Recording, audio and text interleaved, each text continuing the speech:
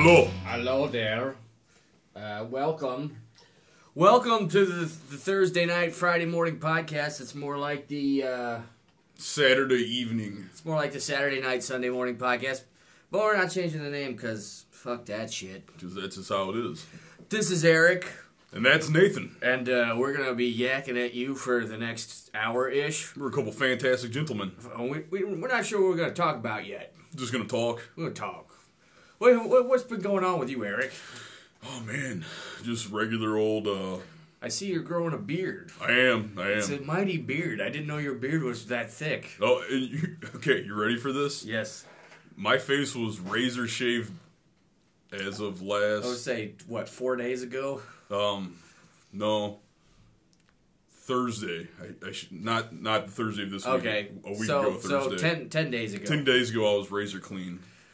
Yeah, he's got a beard that a manly man would be envious of. Thank you. That's I still couldn't grow a beard like that. I could go for months and I could grow a Fu Manchu down, right? But the hair does not grow in between here and here yet. There's just like a 1 inch gap. That's kind of good though because I have to trim around here so I don't get the itchy mouth corner whiskers. Oh, I hate that. Fucking drive you crazy. Well, I was freaking out last night. I knew I needed to shave, but I woke up and I thought there was a spider crawling on my face. Yeah. Mustache hair on my lip. I was it's curling into my mouth. Because that's absolutely something that does happen around here. So. Yeah, it's like, is it a spider? No, mustache whiskers.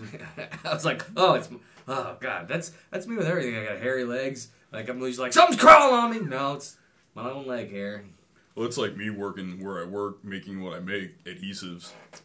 Something stuck to me. And I have obscenely thick gorilla arm hair.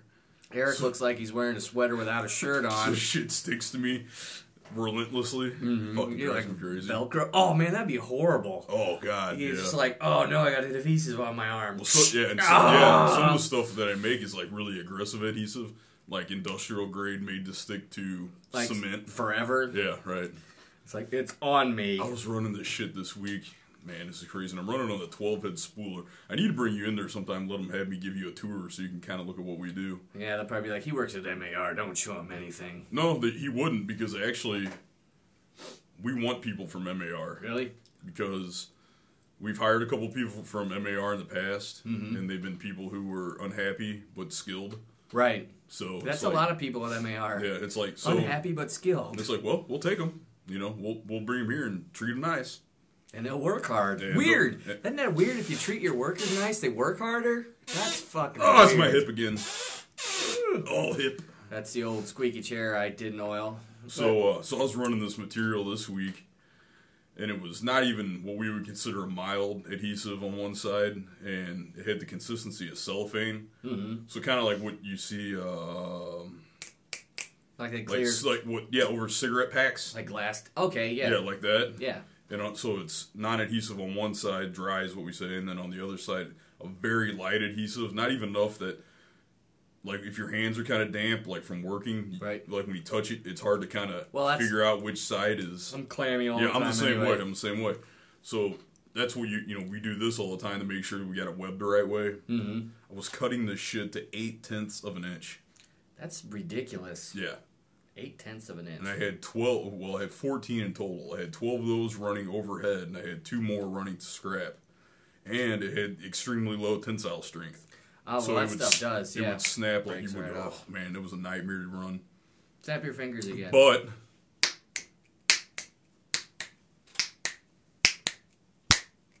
Okay, that was just a weird little break.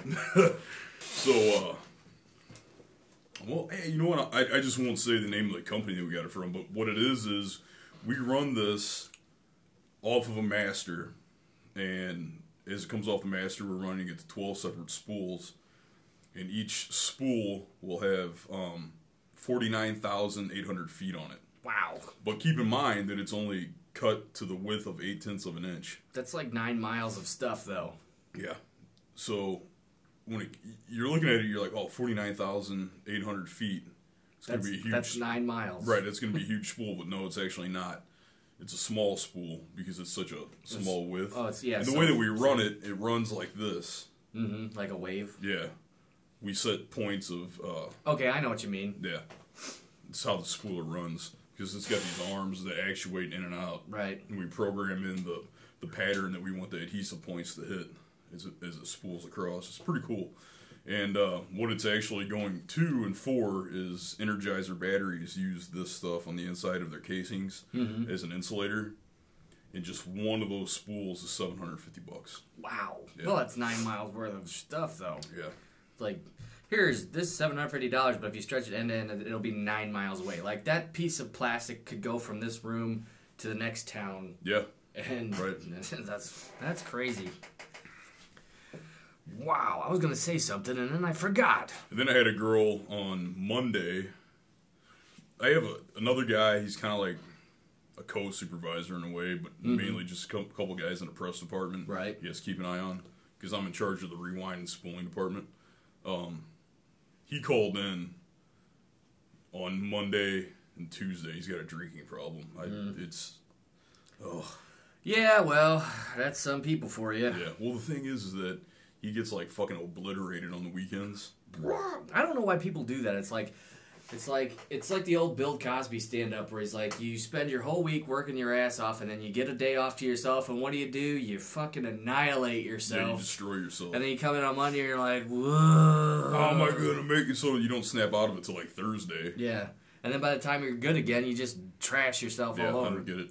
So he called in on Monday, and then later it turned in he called in on Tuesday, so he finally didn't come in on Wednesday. So I had a couple crazy fucking days. Monday, I had everybody lined up and doing really well. And at 6:24, and I only know because I remember numbers, because when things happen, I always look at my watch for some reason. That's like it's your nervous tick. Yeah. What time is it? Well, it's not that. I don't do it all night. It's only when something goes down. That's what I'm saying. It's like when you get a nervous tick, you look at your watch. Yeah.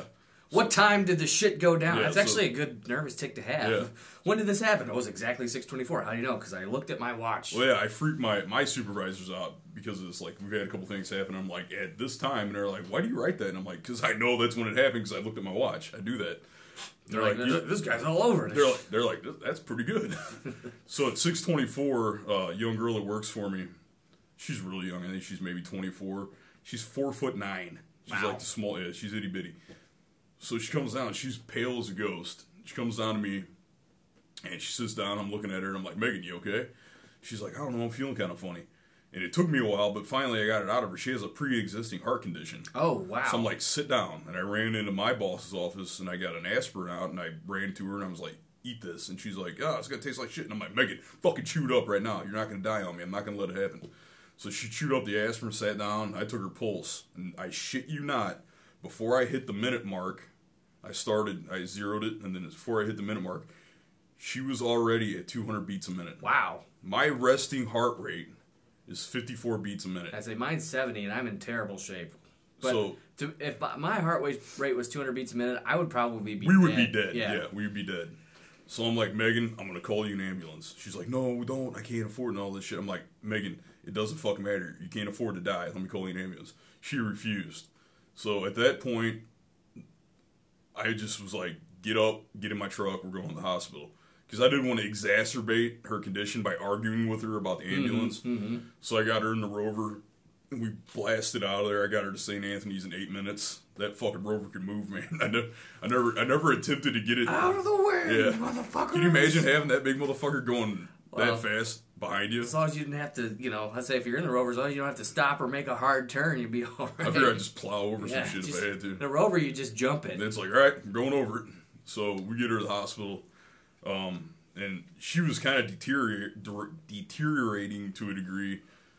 She was still coherent and everything, and I had my hand on her wrist the whole time, so I was monitoring her heart rate, but her body was slowly pulling the blood pressure from her extremities, which is normal when you're having a heart condition because it wants to keep your brain active. So her hands went numb, and then by the time we pulled up to the emergency room, she couldn't even move her legs. Her body just sucked all the blood pressure and blood flow from her legs to make contact with her brain and her heart. So I had to pick her up out of there, put her in a wheelchair, get her in. And then I had to go park, and by the time I got into the room, because I was trying to get hold of her dad to come up there, so I didn't want to leave her fucking hanging by herself. And they had her on the gurney, kind of like in the room. She's finally in a room. And she was at 218 beats a minute. Wow. and they started talking to her as best they could, and she was born with like a hole in her heart, and I forget what the term is for. It's like, I know somebody that has that. A lot of times you live until you're like early 30s, and then you're done. Yeah. Well, the doctor, I was there while the doctor was talking to her. They brought a heart specialist down, and he said that it's common in females, and that it has an acronym. I know. Like I know. EKS or something. Yeah, like something along those lines. I know another girl that has it actually. Yeah. So it's wild, and so they're going through the whole procedures, all the questions that they do, and they go to draw her blood, and I shit you not, instantaneously, the second they pricked her arm with the needle, her heart rate dropped to 110, like that. Weird. And the doctor said that that's a common thing, that one of the ways that they teach people with that kind of condition to try to get their heart rate down is to clench all their muscles up and act like they're forcing out a bowel movement. Okay. Because it forces the blood to the rest of your body. It's like G-forces. Yeah. It keeps your blood in your extremities so you don't... Yeah. So, but it was just wild because I saw them start to take her blood, and I wondered how, because in my mind, I was like, I wonder how this is going to affect her heart rate. So I turned and I looked at the monitor, and it did the exact opposite of what I expected it to do. Yeah. I was afraid it was going to climb, but it didn't. It worked. It dropped, and her dad got there, so I took off. I had to get back to work, so I had a fucking building full of fucking Aborigines without a supervisor. So, Abos. So I got back there, and everything was cool. That's good. Yeah. What, did they ever figure out what the deal was with it? Or, I mean, is she okay? Or it's just something she said she had been having episodes of it that weekend before. They just come and go. It's just something that belongs to the condition that she has. Weird. But they put her on some kind of heart medication, and then she had to go to a heart specialist, I believe, on Tuesday or Wednesday. But I haven't really prodded her for any more information. I figured if she wanted to talk about it anymore, she'd tell me. Mm-hmm. How long has she worked there? She has been there not long. I'd have to ask. I would say she's been there at least a little bit over a year. I was going to say, because I saw Pussy Nose at a wedding, and he's like, "Little hot girl worked there tonight." Oh, it's probably who he's talking about. Mm-hmm. Yeah. Yeah. He's a weird character. Mm-hmm. That guy, man, he fucking kills me. The last time I saw him, he was drunk in a banana suit at a wedding. That's crazy. He's different, man. He's a worker. Yeah. No, he gets stuff done. He's got his own rhythm. Yeah, absolutely. What was it? I was talking to somebody. I think I might have been talking to my buddy Scott Heck. Scott's from Columbia. He and I went to grade school together. What the heck? Yeah. He's a fucking hip. He's an active guy too. He tries to stay in shape, so he works out. He does a lot of bodybuilding stuff like that. He was talking to me because he's the kind of guy that I don't think he stretches enough and shit to that degree. So he's kind of yoked up, but you can tell he's real stiff. Yeah, he's got wings and he just looks uncomfortable. He's just like, oh, my muscles are pulling my tendons apart because I don't stretch before and after my workout. Right, exactly. And they look like somebody that just picked up something heavy and their back kind of hurts. Yeah. It's like, what's wrong with you? It's like, nothing. What's wrong with you? I'm a popsicle. Yeah. Well, you got T-Rex arms. Yeah. And he's shorter than you and I, like most people are. But so he and I were just talking and shit. He's like, what do you do so you're not walking around like I do? I go, well, I don't even do bodybuilding stuff anymore. If I ever do lift weights, I do like Olympic style lifts, like deadlifts and stiff leg cleans and snatches and shit like that. And we were talking, and somehow we got onto the topic of just stiff leg deadlifts. And he asked me what the most I'd ever maxed out at, and I said, well, it was over 600, because when you're doing deadlifts, it's hard to get it to the exact, right. Because you're fucking slapping weight on. You're not really worried about how much it is. But I knew that it was over 600. I think it was something like 617, some weird number that I could deadlift, and that's a good deadlift. Oh, yeah. It's because I focus on deadlifts. I focus on strength more than how I look. And old Pussy Nose was like, "What did you say?" And you know how he talks, it's weird to kind of read and do it. And I was like, we're talking about deadlifts, that my max is just a tad bit over 600. And he's like, oh, that's not bad. And I'm thinking to myself, that's not bad? That's really fucking good, actually. Especially for a layman who, I'm not trying to... I'm not an Olympian. Yeah, I'm not at any competitions. I'm not setting goals for myself. He's just weird like that. I was talking to Morrow one day, because he runs a press right next to me. so we can run our machines and not look at each other, kind of talk to each other over our shoulders. Right. And it was him and somebody else who was in on the conversation. We were talking about the current state of like performance automobiles, like how it's just completely different from what a performance automobile was considered in the 80s, and and what our parents considered performance automobile, and how the most seemingly run-of-the-mill vehicles nowadays can just be fucking fast. Right. Well, that's like, remember like the early 90s, like an IROC Z, like that's the Camaro. That's the fast Camaro. It's 180 brake horsepower. Yeah, and it turned the quarter like 18 seconds. Yeah. And they consider that fast production vehicle. I have a 1.4 liter in my Dart that has 170 horses and 184 pound-feet of torque. Well, I know. Hold on, because you're part of the story that I'm telling you. Okay. Yeah, you're completely part of the story. Okay. So we're talking about that, and I got on the subject, like talking about like Acura TLs. They just look like a mom or pop car. Right. You know, like a fancy mom or dad would just drive an Acura TL. It's a fancy Honda. Yeah, and they're fucking fast as shit. Oh, they are. You know? That's what my aunt used to say. She's like, these kids get these Acuras, and they're just going like 200 miles an hour. They put a big turbo on there. I'm like, yeah. They're fast even without a turbo is the thing. So anyhow, somehow going from that, I went to the topic of your Dart. And I was like, my buddy Nate, he's got a Dart. I go, you look at it, you think it's kind of like a mid-grade, it's a smaller sedan. I don't want to say sedan because when I say sedan, people think of a big car. Well, it's got its own classification. It's called a wide compact. Okay. It's like the fat short guy. Well, I'm just trying to give him like an example. Right. I'm like, it's like a small sedan. So it's like, it's the upper tier. It's what I was trying to express to him is like it's the biggest small sedan available. Well, yeah, but the way I was trying to portray was that it's kind of like when you're a young guy and you finally get to the point in your life where you're like, I need a nice car. And I was like, so I was like, he got his first like class nice car, and to boot, it's fast. And, like the fucking thing is quick as shit, And out of nowhere, Pussy Nose goes, he told me some kind of crazy story. He's like, yeah, I'm a really good driver. And I was like, what? He's like, and I thought of Rain Man like right away, Yeah. Which is kind of funny. Slowly on a driveway. So he's like, yeah, I'll race anyone. And I was like, are you okay? What? I'm like, he does that though. He's just like, he'll be coming out and I was like, I punched Arnold Schwarzenegger in the ball once. He's like, I'll race just anyone. the one ball, not both of them. He's like, I'm very accurate. I'll race anyone. Of course, he's like this. As he talks, stroking his goatee. He drives me fucking crazy. He flips out when he's on his machine, and that's what he does. He's like, it's like, whoa. I've seen him do that before too. But hey, he might be listening to this. Hi, buddy. No, I'm not talking bad about you, Pussy Nose. And we're talking about characteristics here. So anyhow, so he went into the story about how while he was in high school, two guys had what you kind of touched on.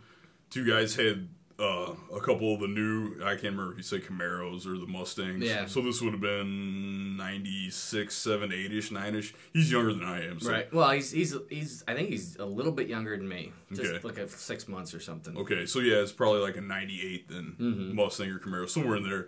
Those cars were never fast. No. Ever. That's even then, that was, I had the Monte Carlo, and that thing, even as big and heavy as it was, would eat those cars for breakfast. Yeah. The only ones that were ever fast around that timeline was when the Camaro was still making an SS. It was moderately considered quick. And if you got a Firebird Formula, but it was the WS6. Oh, right, yeah. The Formula wasn't that fast. It was you had to buy the Trans Am WS6, which was a special production option. Right. So you had to spend an exceptional amount of money it was like just 40, to get it. 40 grand. Yeah. Like that. And that was in 90s money. But that was, I remember people like pull alongside me in like a V6 Mustang or Camaro and my little 4-cylinder Cavalier, and I just... Yeah, just walk right by him. Well, that was like the same thing with Noah's RX-8. We were coming back from my grandma's and we stopped at the light that they had just put in there by UGAS, which was the bowling alley.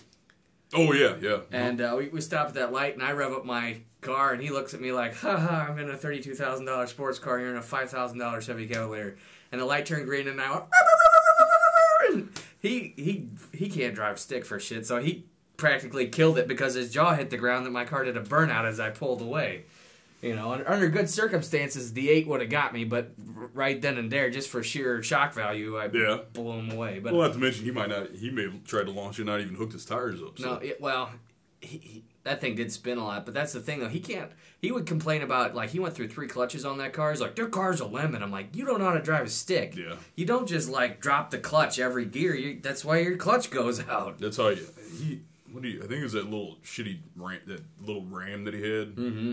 Oh, yeah, the Ram 50. 50 or 100, something like that, yeah. It was basically the same truck I had briefly. Yeah, yeah. Mighty Max. That thing smelled like a butt. Yeah. I rode in with him a couple times. Burning clutches. I would sit in it like this. But yeah, as I was saying, I would come up to a light down in Carbondale when I was in college against a V6 Camaro Mustang or Trans Am or whatever, and, you know, college kids are like, vroom, vroom, and I'm like, do your wheels say WS6? No. And my Cavalier would cough when he would go to second gear, so it sounded like almost like it had a blow off. It'd be like, wah, and the exhaust would vibrate a little bit. It was horrible, but it sounded kind of neat. Somebody thought you had a turbo dump. Yeah. And you're like, these guys, what do you got to do with that thing? I'm like, it's a 2-liter, 4-cylinder piece of shit. Yeah. I'm a gear jammer. But yeah, as you were saying, the 90s cars that claim to be fast don't have shit on the standard cars for nowadays. Today. No, it's fucking ridiculous. And the thing is there was nothing holding the corporations back from doing. No, they just didn't have to. Yeah, they had shitty mileage and shitty powers. Like it was just shitty detuned engines. And they were so just lackluster in comparison to the cars of the rest of the world, man. Mm-hmm. That's what pisses me off the most. Like you start as an American looking at European sports car magazines, you're like, this is what they're buying at the dealership. It is amazing, and we're buying this pile of shit, and we think it's awesome. Yeah. We got a brick on wheels with fucking accordion brakes, and it does... The shittiest designs, too. Like, the design engineers, like, what the fuck, man? I remember watching an old Top Gear where Jeremy Clarkson's got, one of those, like my grandpa's, 98 Oldsmobile Regency, just a brick. Yeah. And he's like, God damn it, Merle, I got a square car with square seats and square dashboard and a square body and a goddamn wheel circular. Yeah. Ruins the whole car. It's like a ye old ship steering wheel. Right. It's like yeah, exactly. But a head 2/3. Yeah. Full of head flake. Yeah. 1 degree down bubble. This boat's gonna sink. Oh man. But yeah. So old Pussy Nose, he's a character, man. Pussy Nose is Tim from Listening Point, if you guys didn't know. Apparently, I didn't know his nickname was Pussy Nose. I didn't either. I found out that his nickname was Pussy Nose Wednesday night. Apparently, his nickname's Pussy Nose because he was at a strip club and apparently a stripper fucked her pussy with his nose. Supposedly, he said it was a really slow night, and he's up at the stage, and with a dollar bill in his mouth. Doing his thing. I don't know. He didn't really get into how he got her in his direction, but somehow she fashioned her stance so that she could lower herself. Hey, strippers have excellent muscle control. Well, that's the thing is after I got the story and Gottman and I were done talking about it, then Morrow and I continued to talk about it because if you think about it in terms of what it actually is, not the fact that it's a stripper and a guy's nose and everything.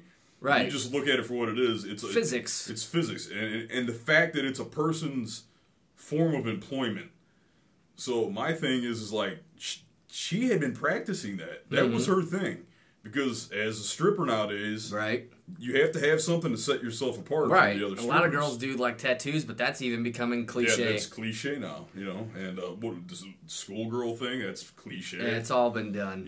So, hey, fucking props to her for... I just, I wouldn't want to do that because you end up getting, herpes nose simplex or something like that. Yeah, it's funny you say that because that's the first thing I thought of when he started to tell the story. It's like, you're going to get nose herpes. I said this is a mucus membrane. Yeah. You don't big open one. Right. Yeah. You never let a stranger put their mucus membrane on your mucus membrane. That's how diseases are spread. Yeah. You're going to get a yeast infection in your nose. That's what I told him. I mean, you're like you didn't walk out of there with a fucking aqua boogie or something on your nose. Aqua boogie. I like that. What's aqua boogie? It was like when a stripper puts a snatch on your nose. I've gone to strip clubs. I never... I've had strippers offer me, they're for an extra $10 at the lap dance, I'll take my bottoms off. I'm like, nah, you leave them on. Well, here's the thing, man. I've never been a goer of strip clubs, because here's the thing. Typically, strip clubs also equate to drinking. And that's usually a 2-drink minimum. Right. So, Number one, when Eric drinks, his knuckles bleed. Well, it's not just that. I have a mouth for war. So it certainly does. So when I drink, Eric will be at the strip club, everybody will be relaxed, and Eric's like, battle! Yeah. Battle! So there's been one, okay, here, I'll use a perfect reference. One time at band camp, so one time I was running security at a nightclub, and we had a long stretch of nights, and it was over. I knew that we weren't going to have to work for like 2 or 3 days, so I fucking just dove into the bottle after everything was shut down. We had everybody out. There's just me and some of the bartenders, some of the other security guys. I get fucking shit-faced. I was gonna crash my buddy's truck because the weather was nice. I was just sleeping off in the parking lot. So at some point, they didn't want to leave me behind. Mm-hmm. And I was blacked out drunk. We gotta go to Denny's so you can pick a fight with the waitress, Eric. So I'm blacked out drunk. So I was still functioning, but I didn't know what I was doing. I don't remember aspects. I remember being blackout drunk, but only like in the sense that I will go up to people when I'm blackout drunk and be like, 10 minutes ago, I can't remember what I was doing 10 minutes ago. Yeah. And they're like, what? Yeah. Like, I understand I'm here right now and I'm talking to you and I remember this, but I don't know what I was doing for the last 30 minutes. I get strangely introspective myself when I black out. And I remember that's all I remember when I'm blackout drunk is telling people, I'm so fucked up, I don't know what I was doing. Like, but I don't know how I walked up to you. I don't remember combing my hair. Yeah. Or something like. So anyway, so what happens is, at some point, they decided it'd be a great idea to go to the strip club in Sauget. Mm-hmm. And they thought it'd be a great idea to take Eric with them. Oh, well, for protection. Yeah. So, at some point in time, we've been at the strip club for a good 15, maybe 20 minutes. Mm-hmm. I'd snap out of it. I'm in, like, the private room with a couple other guys. I'm in this chair that looks like... What's happening? Yeah, I'm in this chair. It's like a high-back, fabric-covered chair. It looks like something would be in your grandma's tea room. Mm-hmm. You know what I mean? Right, I know exactly what you're talking about. So, I'm in one of those, and I come to, and there's a chick on me. And right away, here goes Eric. Bitch, get the fuck up. What the fuck are you doing?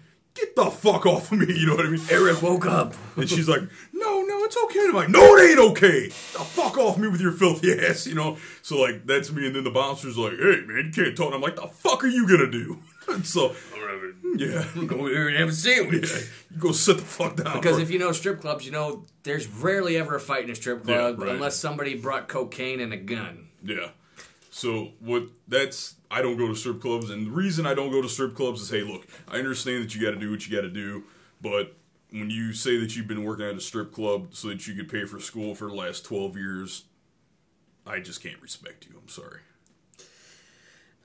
Well, strippers usually come in threes. It's like grad student, single mother, coke addict. Meth heads nowadays. Well, meth now, too.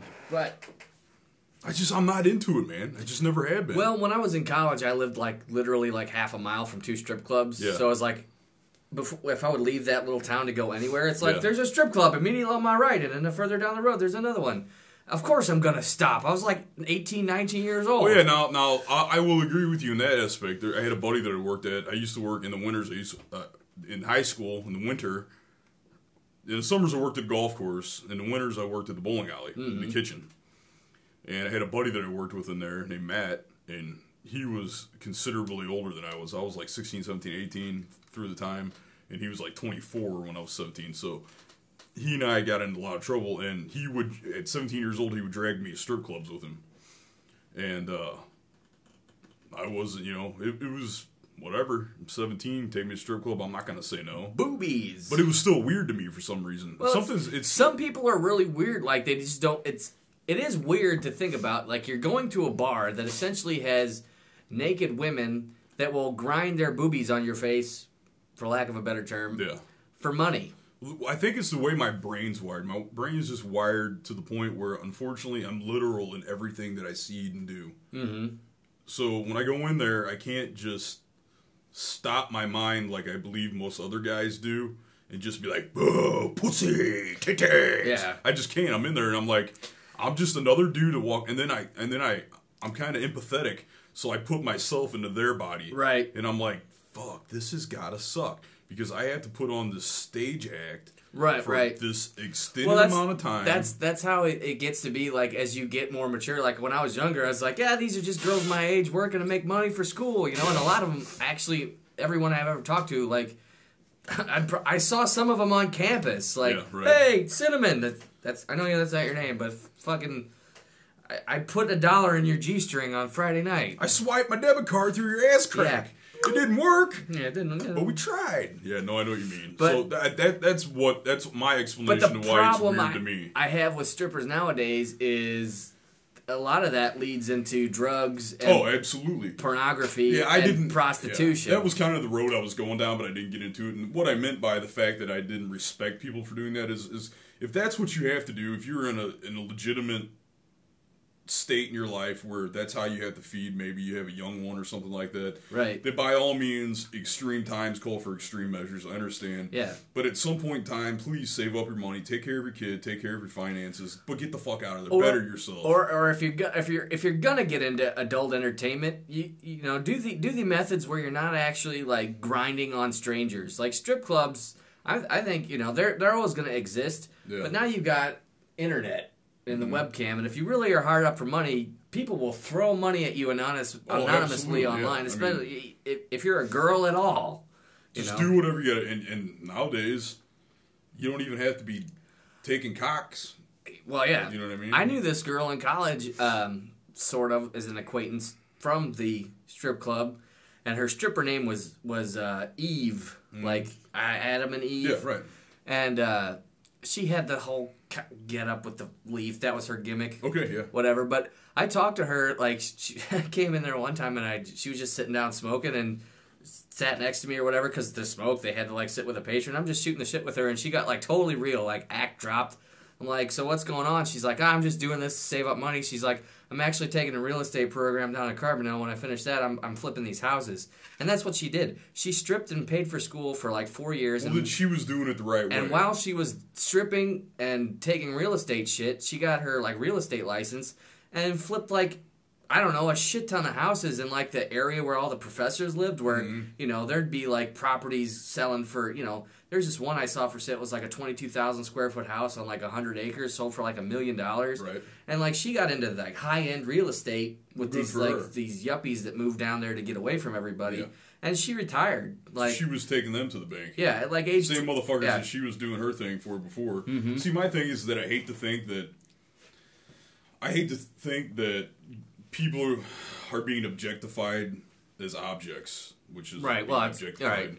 I think that's one of my things. Like I said, I am an empath. It's hard. Even I could be fucking mad at somebody to the point where I want to cave their face in. Right, but suddenly I calm down because I start to feel bad for people. Well, that's how I am too. Like when I see these people like in these situations, I always look at it from like most people are automatically like, light the torch and grab your pitchfork. We're having a good old-fashioned lynching because this guy's a monster. Yeah. I'm like, well, why is he a monster? What happened to that guy that made him do this? What are we missing here? Right. You know, people don't just, well, sometimes people just snap, but usually there's a series of events that make somebody into what they are. Yeah, right. Now, I'm not saying by any means that makes them you don't get eligible for an out. You don't get a free pass. No. But you should get some empathy as a human being always. But, you know, that's why I don't like the death penalty, but only because I think that's an easy way out for a bad criminal. I agree. But here's my thing is, for the longest time, I was the same way. I thought that the death penalty was an easy out. I thought make them suffer because if the person that they victimize is still alive, that person's going to suffer for the rest of their existence because of the wrong that was done to them. Right. So that person should, the person who did that to them, the bad guy, let's say, bad girl, the aggressor. The aggressor. I don't know what you'd call it either. So that person should have to suffer for that extended period of time. But then I started to see how the law system works, where, I've been in jail for 8 years. I've been on really good terms. Now I get probation. Well, no shit, motherfucker. You're locked up in a cell, and you have eyes on you at all times. Of course you're going to act well. You know why? Because most piece of shit sociopaths are actually cowards. Well, yeah. The only reason they get away with the shit that they do is because there's so many of us in the community that we can't be watched continuously. Right. And there are acts that they do, rapists, murderers, anything. It's a cowardly act. They prey on someone they consider to be weak. Right. So when they have these authority figures and other criminals who are higher up on the fucking alpha male hierarchy, bigger on the food chain, will fucking take you in a second. Of course you're going to behave. Right. That doesn't mean that you've been behaving for a period of time in prison that you're going to get out and then once again behave. Right. You know. Well, that's what the hell was I going to say? It's the people that only obey moral standards because it's against the law not to. You know what I mean? It's like, I'd rob this bank right now if I could get away with it. That's not a good person. No, it's not a good person. I am so fucking hard on myself because I make it a point every day of my life to be a good person. I've grown up enough that I can realize that the littlest things that I do can affect someone either positively or negatively. You know?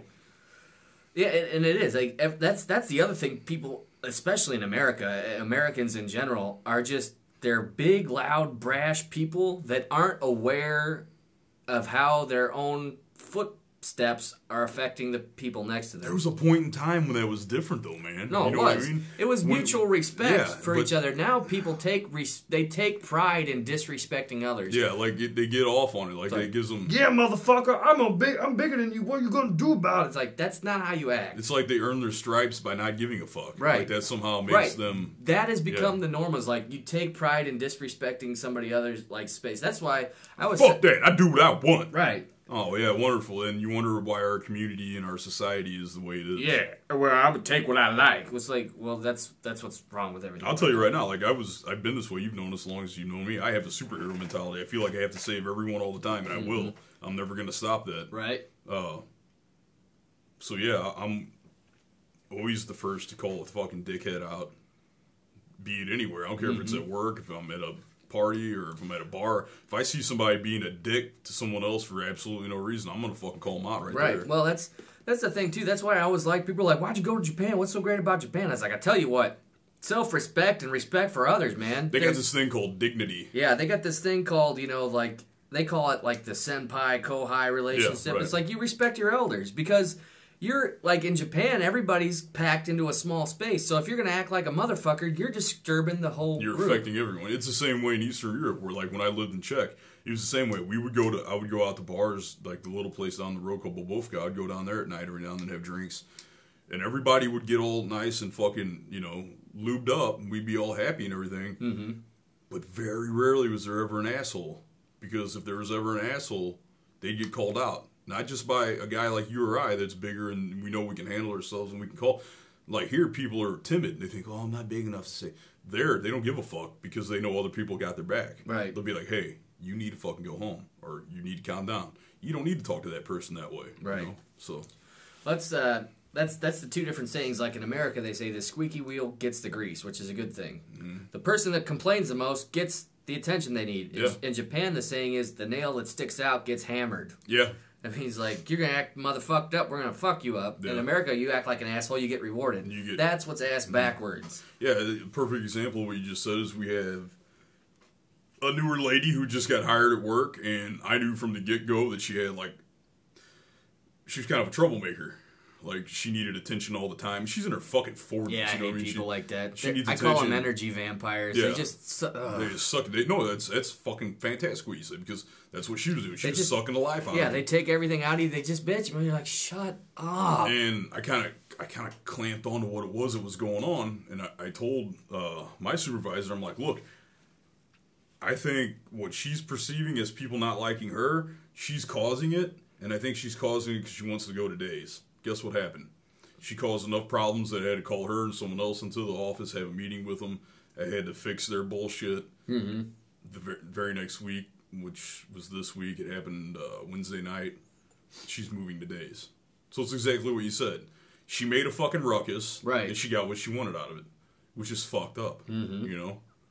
If it was me, and I understand that my supervisor's kind of in a sticky situation, but if it was me, I would have said, you know what, get your ass to the back of the bus. Right. You're at the back of the line now. Mm-hmm. You know, you were the new person. You had all these opportunities in front of you. You gotta earn your place before you earn your fucking stripes, right? Mm-hmm. But the thing was, she was in a position where she just would have fucking just put herself in check, shut her fucking mouth, come to fucking work. You got a task, do that task, go home. That's all there is to it. Right. You don't need to come to work and have a production. That's what a majority, especially like young kids, are like, oh, I'm going to college and I'm going to have a career. I'm like, 90% of you, 95% of you, this is what your career life is going to be. It's going to be go to work, bounce ball, pick up check, go home. Yeah. That's what you do. Eventually, you'll get into this one thing that you do over and over and over again, and after 40 years of doing it, you'll be the best in the business, and then you'll retire. And if that's the case, you should be happy. Yeah, that's actually a good scenario. Take it. But her thing was, and it drove me nuts, because whenever she would complain, it was the same thing. And I finally had to tell her to quit saying it because it's driving me nuts. She's like, I'm a 45-year-old woman. You don't need to treat me. And I was like, shut the fuck up. Why is everything so fucking personal? You know what I mean? Right. Oh, it's not personal. Yes, it is. If you're sitting here complaining to me that someone's treating you in a form in which makes you feel like they're treating you like a teenager, you've taken it to a personal level. Don't sit here and try to tell me that it's not. That's logic. I was like, I need you to be able to tell me that you're going to put this behind you, because the shit that you're bitching about happened 4 fucking weeks ago. Mm-hmm. And the rest of us have all moved past it. And you're still concerned about it. Yep. But yeah, and it was all feeling things. I hate that shit. Well, they don't like me. Well, guess what? They don't have to fucking like you. Right. And you don't have to fucking like them. But you do have to work together. Yeah, you do have to come in and be congenial to each other. And that was the thing. The thing that finally set it off is she had felt like she'd been wronged in the feelings department for a couple days, and then she made an outright loud smart-ass comment to that person in front of some other people. See, that's instigating. Yeah, that's what I said. I was like, how do you think in that moment... has 2 minutes for instigating. How did you think in that moment that you opening your mouth and saying an inflammatory comment like that was going to make the situation better? Here you sit in front of me saying you want this to stop. And then you go and kick somebody in the balls about it. Instead of wanting, to put the fire out, you threw a little fuel on the fire. Yep. So that's what I call energy vampires. They get people riled up and they live off that shit, and I hate it. Yeah. I used to work with this lady, an older lady. She should have been retired. She had her own company. I just saw lightning. Really? Well, there was a flash right through that window, so it was either lightning or somebody's here. No, maybe somebody's here. Who would be here? I have no idea. Mom and Dad just left. Yeah. Don't know. Could be my brother. Should we go check it out? Can we pause recording or we're going to lose everything? I don't know if there's a pause button. That was crazy because that was either lightning. I saw it right here. What color was it? It was like a whitish blue. Somebody's here. I just heard the door open and close. Well, let's take a break and check it out. Again. And we're back. Okay, false call. Sorry about that, guys. Where were we, anyway?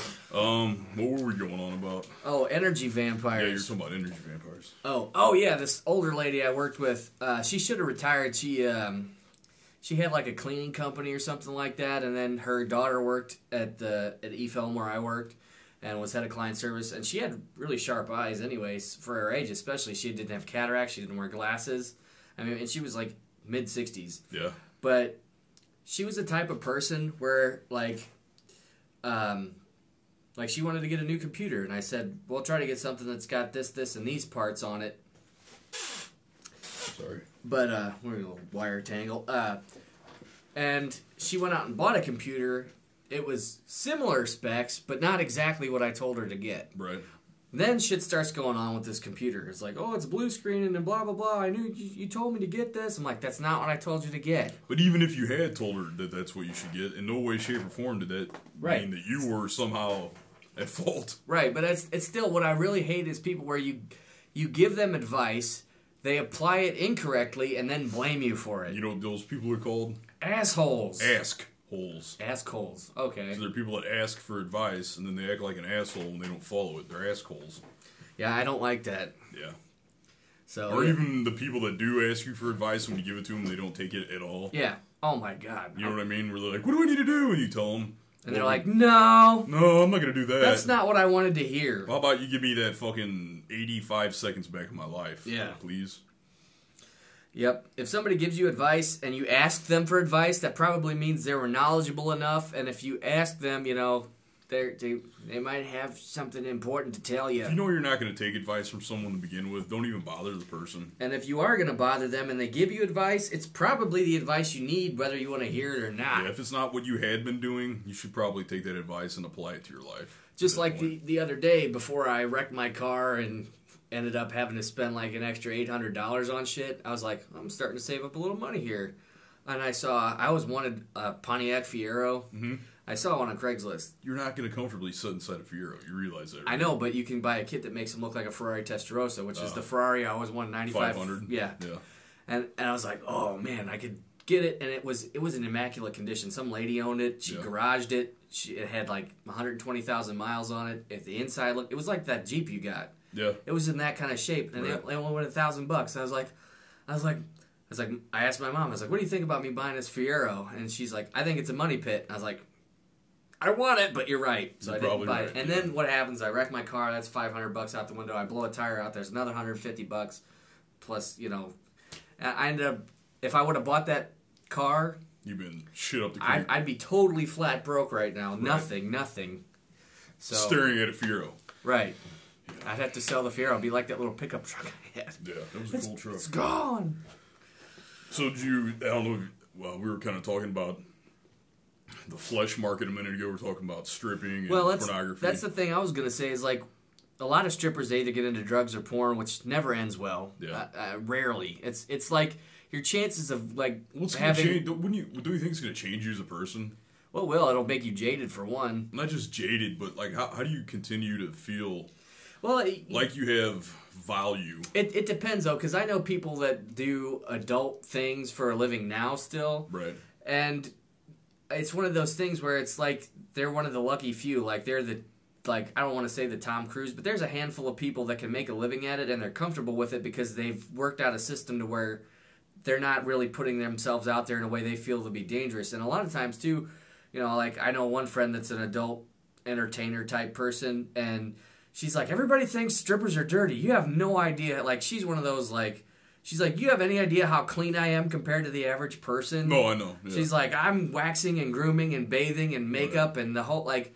Well, no, what I meant was more like the metaphysical aspects. Like, how do you hold value? Like, how does it affect the way you value yourself? Well, I don't know how... agree how... What's the group of people that you then associate with in your regular everyday life when you're outside of the industry?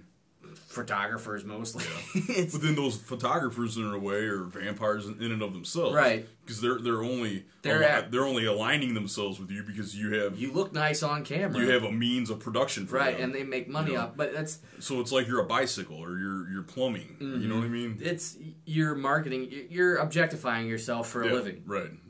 And that's really not. And I guess what I'm saying is everybody does it to a degree, though. Like You may not market your physical aspect, but you market your physical skills. I can't sit here and knock them because I watch porn. I'm not going to say that I don't. I'm not a fucking idiot. No, I'm not going to lie. And that's the thing, too. Like, I went to visit some friends down in Carbondale last summer. Yeah. Just, like, middle of summer. It was like a Thursday, Friday night, right after I got off work. I'm like, I left early. Blow down to Carbondale. Meet up at the Gallery, which is the strip club. We all knew where it was. It was... real dude was like, hey, what the hell, man? We're all down here. Let's check it out. We were the only people in there. There's like 3 guys, okay? And this place is dead because it's this college town in the middle of summer and it's just a strip club. There's nobody there. Yeah. I had like a drink. It was like a rum and coke with like a flat Coke from a bottle. There was the doorman there who's this wacky, like crazy-eyed dude. I was like, well, this guy's kind of scary looking. He looked like, imagine Paul Bearer from The Undertaker if he was like in good enough shape to be The Undertaker. He was just like this big, pasty, blue-eyed dude with like a long ponytail, and he was just like scary looking. Yeah, sketchy. But like he's just sitting down talking to us because he's bored. And then the 3 strippers, okay, one of them that can dance is missing teeth. Oh man.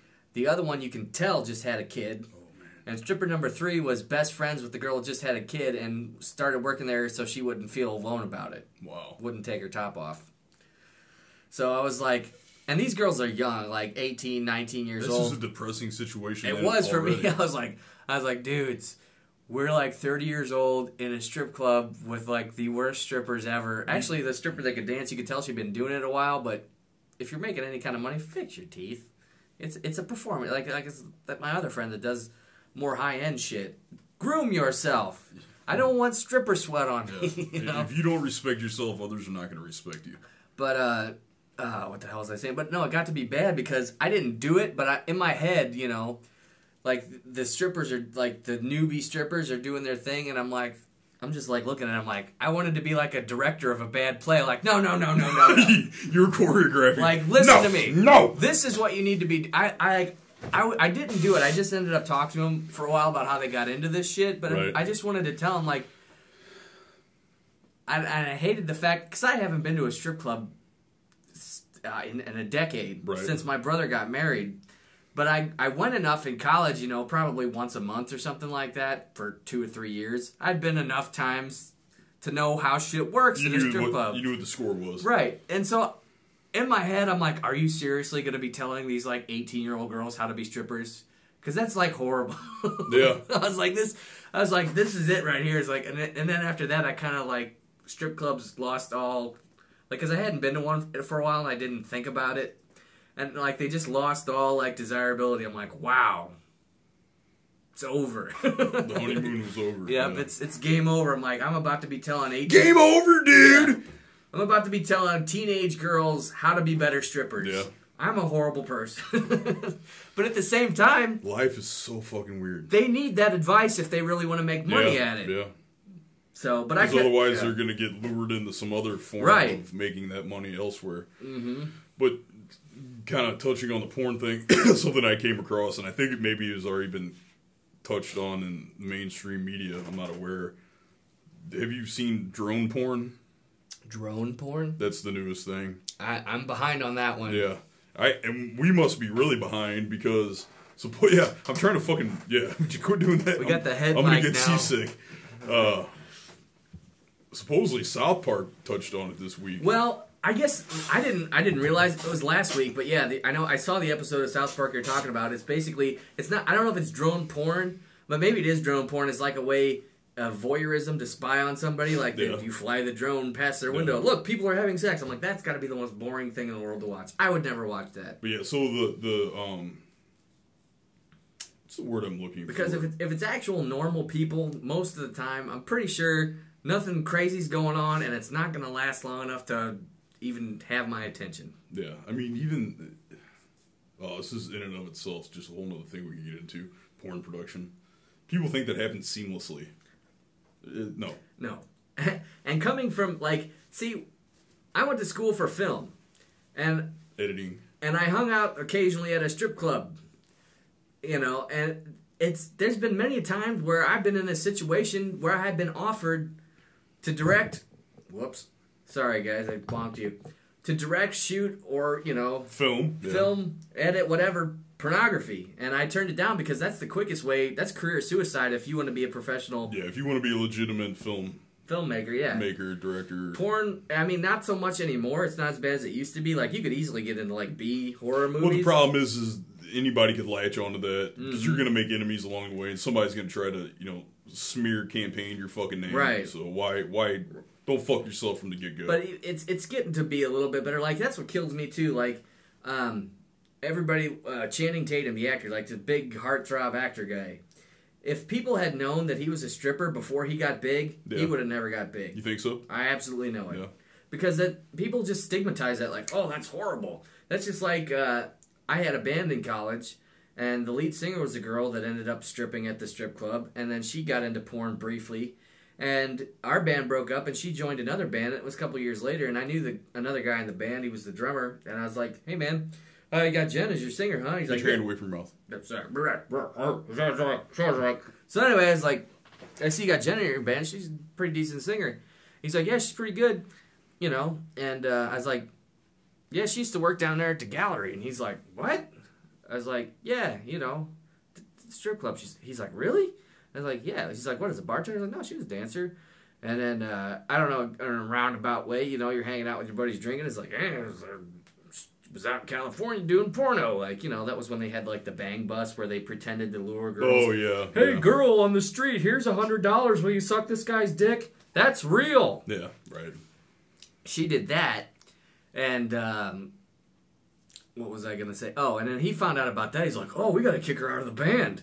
Why? What does one have to do with the other? Why? Exactly.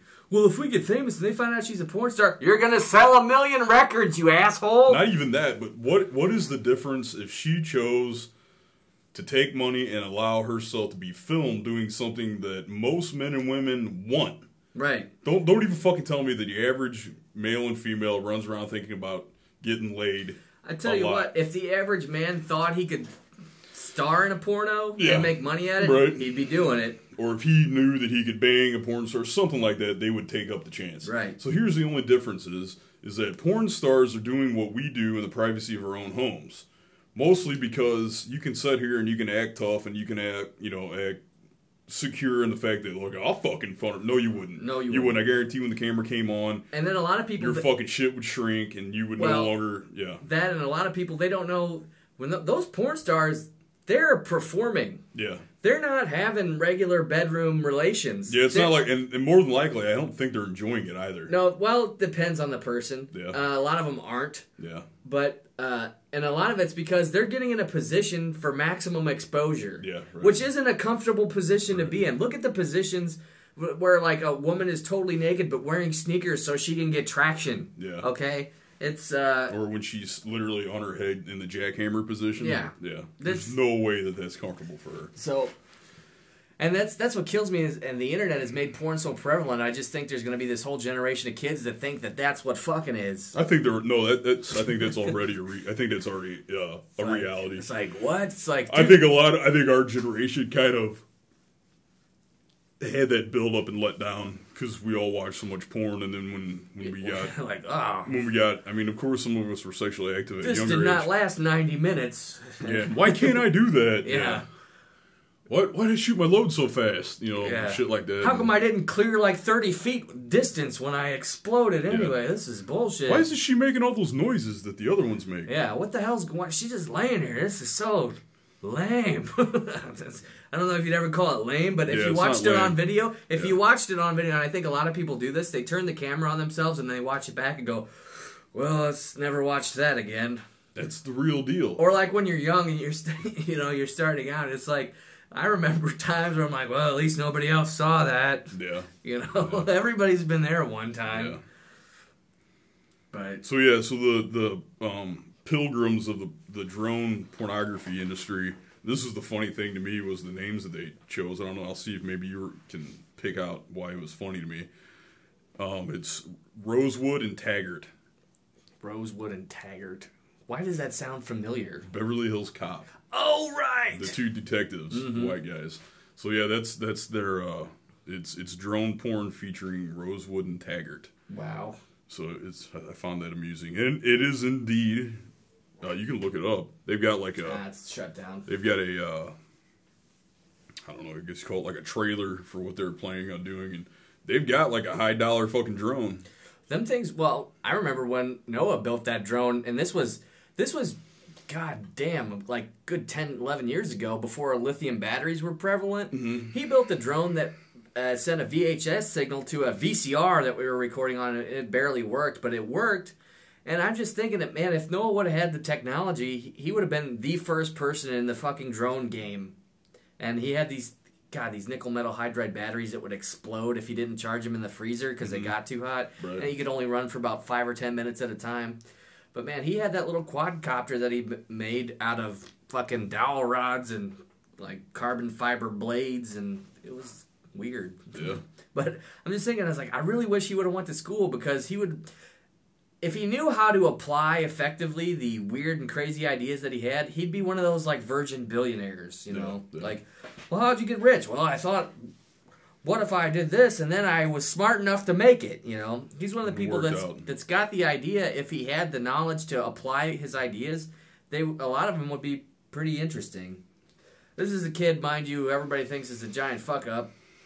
But when we were children, took a Matchbox car and routed some plumbing through it and made it move on its own using barometric pressure. It's pretty awesome. So he's like, well, the barometric pressure in that thing makes some weights move up and down. I bet you could make a car move that way. I'm like, whatever. I'm going to go play with Legos. And he's like, look, it works. And it's like creeping, you know. But it's working. Yeah, it works. But yeah. So I think between our last cut and this cut, we're at about 58, 59 minutes ish. I could be wrong on that.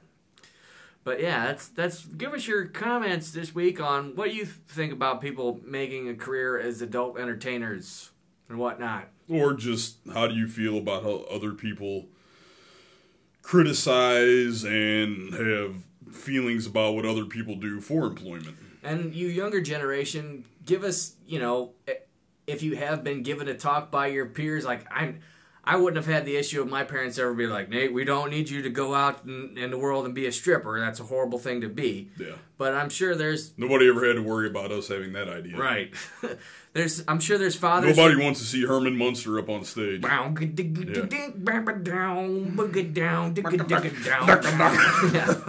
Squeak the chair. But, for the younger listeners, tell us what your adult peers tell you about getting into those situations and if they've had that talk with you. Or what you think they would think. But yeah, we'll call it that a week. Leave us your comments, questions, concerns, and complaints. I think the t-shirt campaign is expired, so I'm going to see about coming up with a Sensei Mitch is a racist bastard shirt. Okay. Maybe we'll do a hoodie since it's wintertime. Yeah. I think we could. We should do a hoodie. Maybe, I don't think we could do anything fancy with it, but I'd like to make a hoodie that looked like a gi. And then that would be awesome, but that'd be hard, I think. I don't know if we could do that. It might be pricey. With Teespring. So we're going to work on a hoodie design for Sensei Mitch, and I'm going to set the goal really low, like to where we won't actually profit from it, but maybe everybody... Just get them out there. Everybody will get one. But if you got anything to say it in the comments, and we'll see you next time. We will see you on the flip side. Bye-bye. Laters.